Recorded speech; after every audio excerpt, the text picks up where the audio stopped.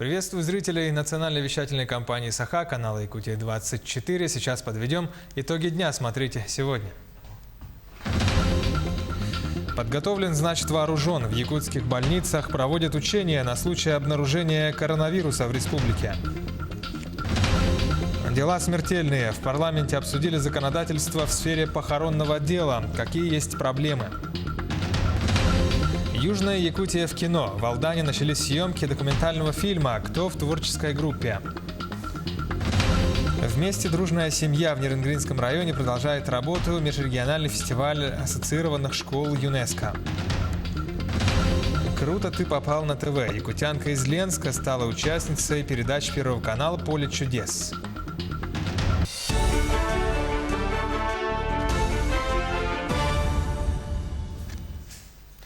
Всемирная организация здравоохранения признала коронавирус международной чрезвычайной ситуацией. Основная причина такого решения не в распространении вируса в Китае, а в том, что его фиксируют в других странах мира.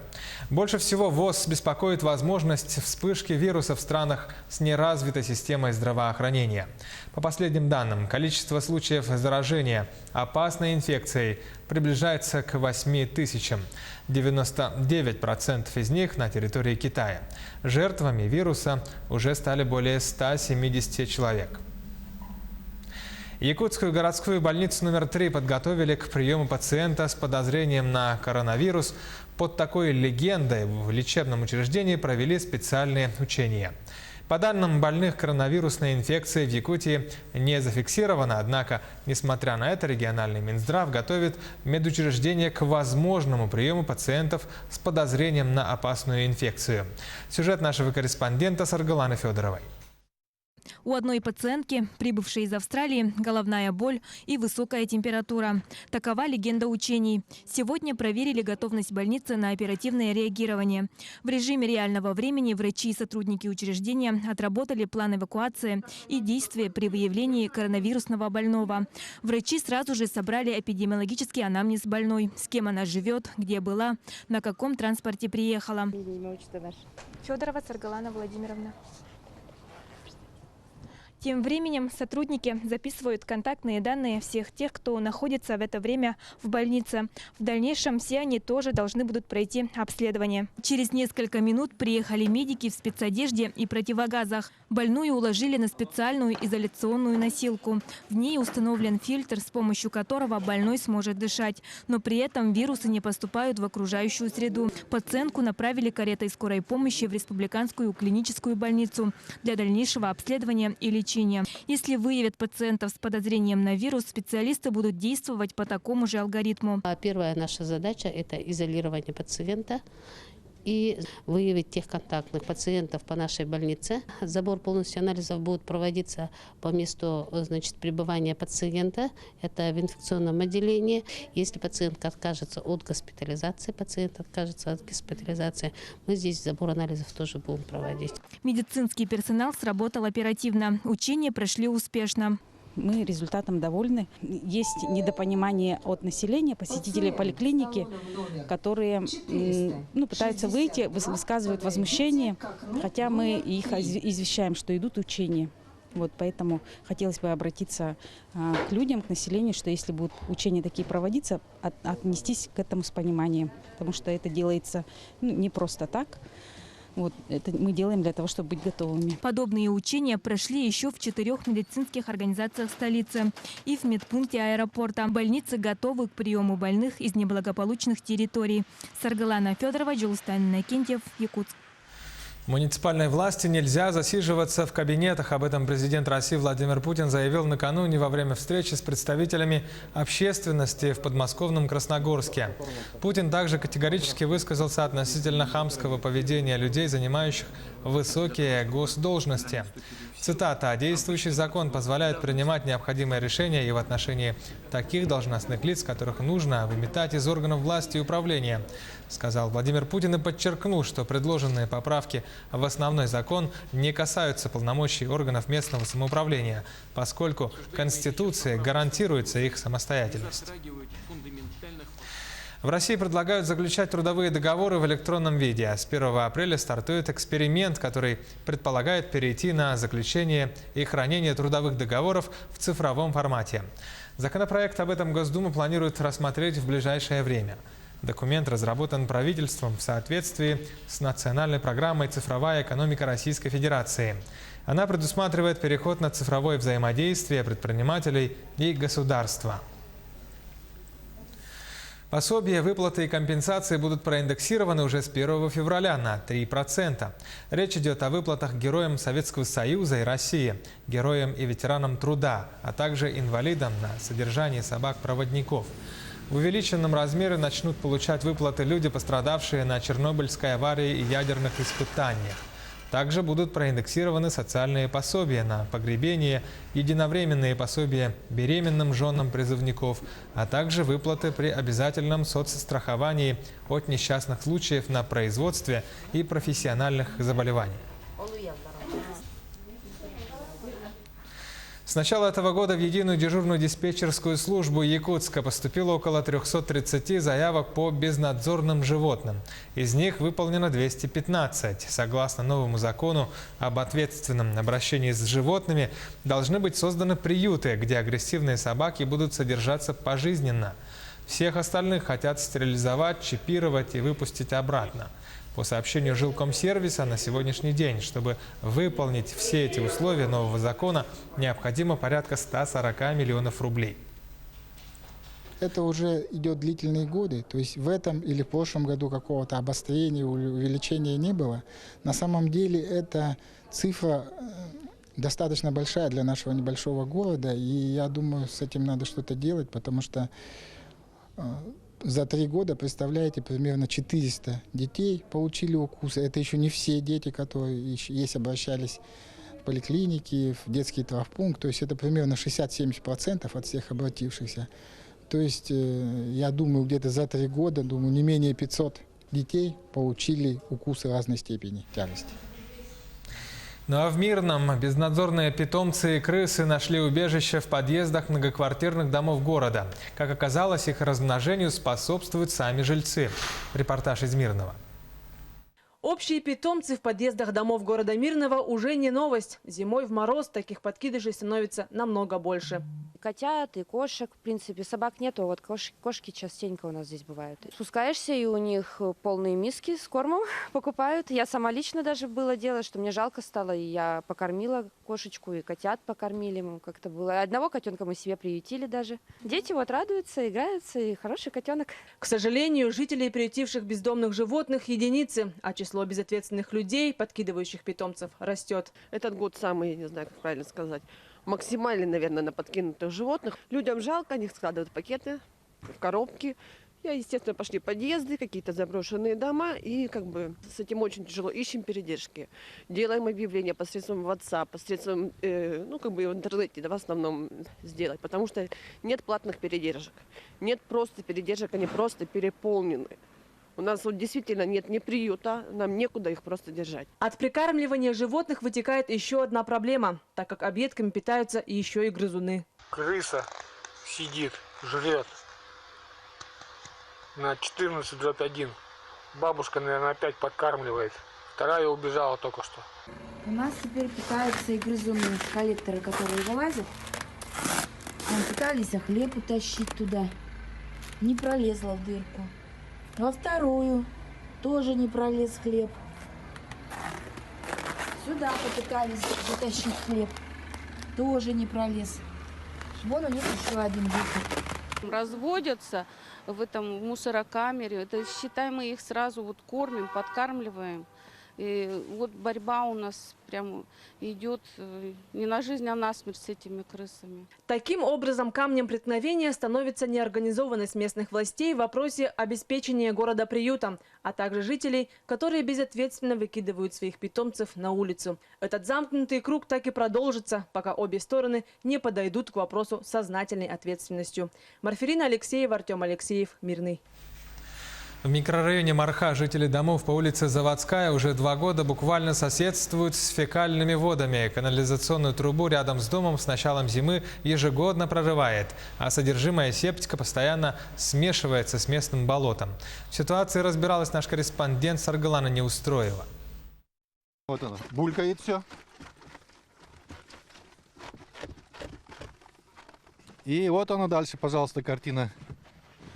Все залито у нас вот фекалиями. В доме по Заводской улице Магомед Абдулаев вместе с женой и детьми живет уже 10 лет. 5 лет назад их септик убрали и построили новый у близлежащего болота. Тогда-то и началась проблема с фекальными водами. Содержимое септика, смешиваясь с болотом, начало затапливать сначала подъезды, а потом уже и квартиры. На заявки не реагируют. Вот это мы вам позвонили буквально перед вашим приходом. В 14:00 часов первая машина подъехала, начала откачивать. Вот сейчас вы подъехали, только что видели, еще 2 машины подошло. До этого машин не было. Сами ситуацию видите, вот она все в этих фекальных испарениях. Запах стоит невозможный, дома тоже у нас пахнет. Здесь у соседа 4 этих малолетних детей, несовершеннолетних, у меня 2, и никак не реагируют. С проблемой фекальных вод якобы пыталась разобраться бывшая управляющая компания дома «Арктика-строй». С ноября прошлого года эти обязательства взяла на себя Туймада-сервис. Однако пока никаких попыток компания не предприняла. Со слов представителей Туймада-сервиса, в зимнее время проводить какие-либо работы затруднительно. Тут проблема это годами. Здесь стоит старый теплопункт. Тут раньше стояли насосы, которые толкали воду в эти дома. То есть тут этот райончик, он плохо отапливается. Стояли насосы теплоэнергии, и они эту воду принудительно толкали по системе. Было у людей тепло. 2 года назад убрали эти насосы. Началась проблема, у людей начал мерзнуть. И этот дом, и этот дом. С жильцами мы со всеми беседы же проводили. Чтобы людям не мерзнуть, у них в каждой батарее есть кран. И они просто открывают его, чтобы принудительно прогонять горячую воду. И вот это все происходит из-за того, что убрали насосы. Мы тоже писали и письма, и в администрацию по поводу этих насосов, чтобы нам их обратно установили. Люди страдают. В свою очередь, жилкомсервис по традиции ссылается на управляющую компанию. Мол, все дома стоят на проточке труб, и ежедневно в день из септика выкачивается недопустимая норма – 120 кубов. Техники, как и денег, не хватает, и только в этом году, летом, будет построен новый резервуар. Капитальный ремонт этого септика мы делали в 2016 году. У нас просто таких нет финансовых средств, чтобы каждый год менять септики, понимаете? Это очень больших затрат финансовых требует. В пределах миллиона, если не будет больше. Если протяженность канализационных наружных сетей будет больше, то она будет на большую сумму обойдется просто. За помощью жители неоднократно обращались к администрации Мархи, но действовать те начали только в ноябре прошлого года. Ранее же был составлен акт об аварийном состоянии дома и расселении жильцов. Однако по факту этот бюрократический жест ничего не принес. Значит, сейчас главстрой работает над экспертизой, то есть вот наймут подрядчика, как обычно это бывает, то есть того, кто будет делать экспертизу, и после этого уже с заключением выходят на ДЖО, то есть совместное вот такое решение, чтобы все-таки ускорить расселение этого дома. Другого выхода здесь практически, вы сами видите, нет. Пока положение жителей дома по Заводской буквально шаткое, собственно, как и сам дом. Стены и полы от сырости уже давно начали разваливаться. Здание окружено зловонными испарениями, которые ежедневно вынуждены вдыхать его жители, в том числе дети. Мы следим за дальнейшими событиями. Саргалана Неустроева, Илья Сыромятников, Якутск. Короткая пауза на рекламную паузу, меньше 1 минуты. Оставайтесь с нами, смотрите далее в программе. Дела смертельные. В парламенте обсудили законодательство в сфере похоронного дела. Какие есть проблемы, нужен ли крематорий в Якутске? Южная Якутия в кино. В Алдане начались съемки документального фильма. О чем фильм и кто в творческой группе? Вместе дружная семья в Нернринском районе под таким названием продолжает работу фестиваль школ ЮНЕСКО. Круто ты попал на ТВ. Якутянка из Ленска стала участницей передачи Первого канала «Поле чудес», что она подарила Якубовичу.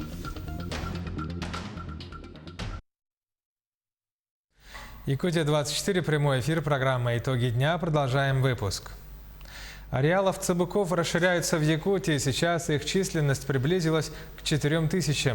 Когда их впервые расселили в республике в 1996 году, животных тогда было только 190. Овцебыки обитают в лесных зонах Абыйского, Жиганского и Оленёкского районов. Недавно их обнаружили вблизи границы Мирнинского и Оленёкского районов. Овцебыки весят около 300-350 килограмм. У самок рождается только один детеныш. Мясо напоминает по вкусу говядину, а жир по качеству ближе к бараньему. Со взрослой особи можно собрать более 2 килограммов пуха. Отмечу, что овцебык занесен в Красную книгу Якутии. За незаконную добычу животного грозит наказание. Важен вот именно подшерсток, пух. Называется гевиот, его называют, гевиут называют, разные переводы. Вот это очень тонкий, он занимает одно из первых мест в мире. Он лучше, чем пух ангорской козы, да? Это вот знаменитый мохер, кашмир. Вот, он и тоньше, и длиннее. Вот, очень теплые вещи получаются. Следующий этап – это вот именно создание таких крупных стад, чтобы как можно больше было животных. И это значит, животные со временем они станут, значит, охотничьим видом. Законодательство в сфере похоронного дела в Якутии необходимо отрегулировать. Об этом говорили в парламенте республики. Почему эта сфера деятельности испытывает постоянные проблемы? Нужен ли Якутску крематорий? Сюжет Ульяны Шагиной. Федеральный закон сегодня обязывает муниципалитеты организовывать специальные службы, которые могли бы заниматься похоронной деятельностью на местах. Этот вопрос до сих пор висит в воздухе, так как малонаселенным наследам создавать такую службу экономически невыгодно. Но они не могут это создать, потому что малонаселенная наследие. Поэтому мы этим законом хотим обсудить и выйти на федеральном уровне изменения закона, чтобы это муниципальное образование могли, если отсутствие муниципальных специализированных предприятий, они могут заключить по контракту исполнение этой полномочий. В Якутске с этим попроще. Сегодня в столице похоронами занимаются более 20 ритуальных служб. Между тем, остро стоит совсем другой вопрос – нехватка земли. Действующий ресурс по ныне существующим кладбищам приблизительно составляет 3 года. Поэтому сейчас решается вопрос о строительстве нового. Сейчас у нас в работе расширение действующего кладбища в микрорайоне Птицефабрика в целях дальнейшего захоронения людей. Горожане, которые живут в этом районе, конечно же, не в восторге от этого расширения. Между тем, городские власти отмечают, что все санитарно-защитные зоны столь специфического объекта будут соблюдены. Тем временем в соцсетях появилась информация о том, что на этой территории также планируется строительство крематория. В администрации столицы эту информацию сразу опровергли. Данный вопрос сейчас окружной администрацией не рассматривается. Рассматриваем вопрос только расширения действующего кладбища. Жители столицы восприняли новость положительно. Многие из них не против строительства крематория. Мы думаем, нужен. А для чего? А потому что много случаев знаем, когда возят другие города по желанию. Я считаю, очень нужен. Почему? Потому что так как земли вроде мало, и болезни не будет. Кладбище оно же занимает какие-то площади, оно же не бесконечное. Поэтому, мне кажется, это была актуальная тема. В принципе, пусть будет, у каждого свое желание, как хоронить людей. Как показывает статистика, в крупных городах услугами крематория пользуются только 30% населения. Насколько он будет популярен в Якутске, сказать трудно. Этот вопрос отложен на неопределенное время. Сейчас главная задача властей – наладить ныне действующее похоронное законодательство, учитывая, что его не шерстили с 90-х годов. И только после этого, возможно, горожанам предоставят право выбора на погребение. Ульяна Шагина, Семен Семенов, Якутск. В Алдане начались съемки документального фильма. Кинодеятели из Москвы и Словакии планируют провести в Южно-Якутский уголок несколько экспедиций. Об алданской земле российские и зарубежные режиссеры знают в основном из рассказов знакомых и родных, а также из книг и телепрограмм.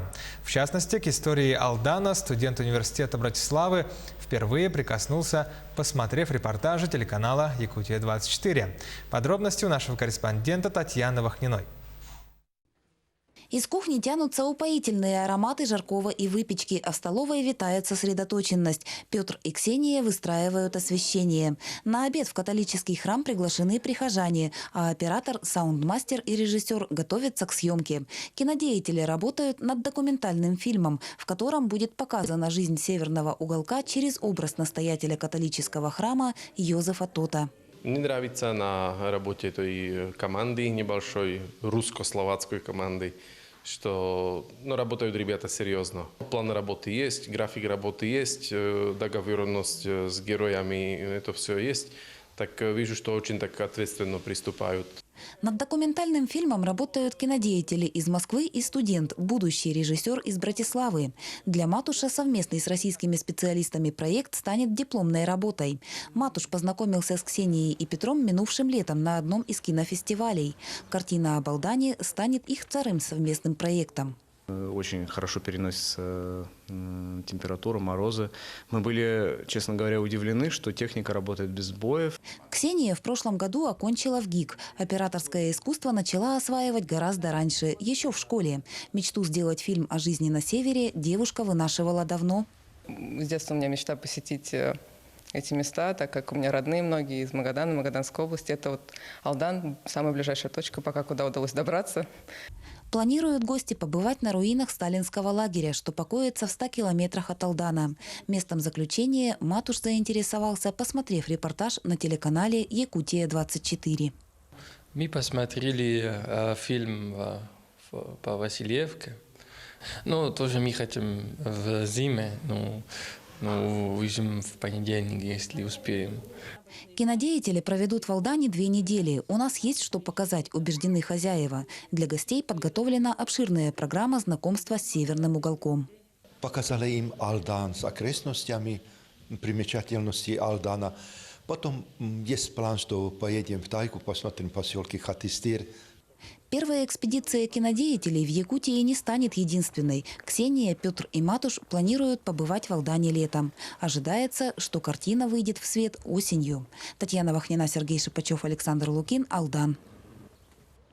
Якутянка из Ленска стала участницей передач Первого канала «Поле чудес». Она поехала не с пустыми руками. Все-таки она представляла всю Якутию. В подарок Леониду Якубовичу Юлия привезла сувенир мастера костореза Александра Захарова, картину ленского художника Владимира Стадника, «Дейбир» от Светланы Майкуновой, панно из меха оленя и кожи фабрики Сардана. Все в стиле народов Саха. Кроме этого, был музыкальный подарок от Евгения Сивцева, который исполнил отрывки из эпоса «Аланхо» и сыграл на хамусе. Заходишь в зал, видишь прекрасно этот барабан огромный, который действительно он тяжелый, очень тяжело его крутить, барабан. Все эти зрители улыбающиеся. Конечно, атмосфера замечательная. Отдельное спасибо хочу сказать нашему главе города Харунову Александру Александровичу и директору общества с ограниченной ответственностью Арарат Ваге Сачан. Побывать в Останкино, конечно, это вообще отдельный, конечно, такой момент. На стенах вот они висят, черно-белая хроника от тогда, когда еще при Советском Союзе строилось первое телевидение, и до того момента, до каких высот достигло современное телевидение в наши дни в 21 веке. Все это видно, все это есть, и понимаешь, что вот здесь, на этом канале записываются передачи, в этом здании записываются передачи, которые у всех на слуху. Для меня интересно было там, то есть именно закулисье. В Нерюнгринском районе продолжает работу межрегиональный фестиваль ассоциированных школ ЮНЕСКО под названием «Вместе. Дружная семья». Педагоги и ученики, встречающиеся на такого рода фестивалях, имеют много возможностей для сотрудничества с целью разработки инновационных образовательных подходов, методик и материалов, начиная с местного, заканчивая глобальным уровнем. О насыщенной программе фестиваля расскажет наш корреспондент Екатерина Павлова.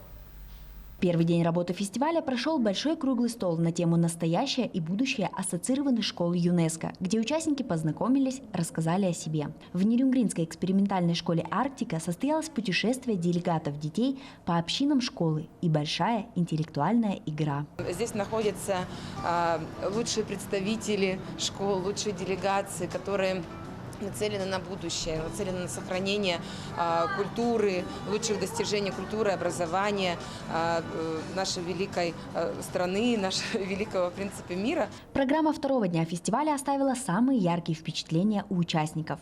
Сразу после обучающего семинара «Модель Арктического совета» состоялась межрегиональная интеллектуальная игра. Надо было представить определенную страну, которая тебе попалась, которая определили тебе, и выставить от этой страны, то есть представить их позицию страны. Я представлял Совет Гвичинов, Международный совет Гвичинов, и я создал коалицию Канада, США, Швеция, и Япония, и что там было, и инуиты были. Мы победили, и наша резолюция стала самой лучшей среди этих трех.